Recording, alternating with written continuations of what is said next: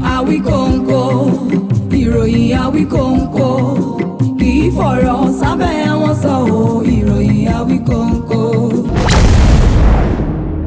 Ọọ̀ni Ilé-Ifẹ̀ Ọba Adéyẹyè Ẹnìtàn Ògúnwùsì ló ti yan gbajúgbajà oníṣòwò ilẹ̀ àti dúkìá ní Olóyè Waheed Ọláńṣílẹ̀ Alexandra gẹ́gẹ́ bí Báṣọ̀run Àgbákí ilẹ̀ Yorùbá. Ọba Ògúnwùsì ló jáwé òye lé Olóyè Ṣílẹ̀ Alexandra lórí nínú ààfin rẹ̀ tó wà ní ìlú Ilé-Ifẹ̀ tó jẹ́ olórí orírun ilẹ̀ Yorùbá lápapọ̀ lọ́jọ́rú ọjọ́ 28 oṣù kẹjọ ọdún 2024. Olóyè Alexandra ni aláṣẹ àti olùdásílẹ̀ iléeṣẹ́ Alexandra Properties káàkiri Nàìjíríà àti agbègbè rẹ̀ pẹ̀lú òǹtẹ̀ ìjọba. Níṣe ni gbogbo ìlú Ilé-Ifẹ̀ dí gágá nígbà tí àwọn olólùfẹ́ àgbà oníṣòwò náà ń joyè yìí pẹ̀lú bí wọ́n ṣe lọ bá a yọ̀. Díẹ̀ rí lára bí ètò ọ̀hún ṣe lọ.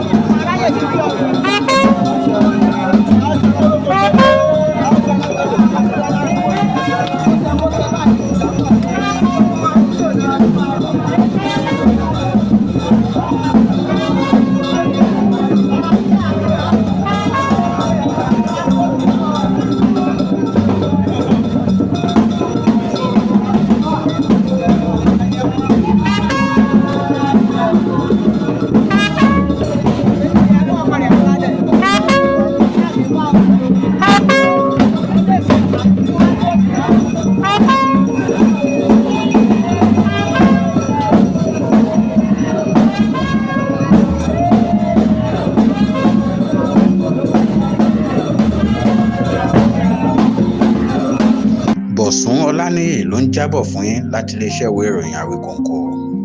Àwíkọ́nkọ́ fún ìgbékalẹ̀ òtítọ́ àti àwíjàre ẹ tẹ̀lé wa lórí YouTube, Facebook, Instagram, TikTok àti www.awikonko.com.ng.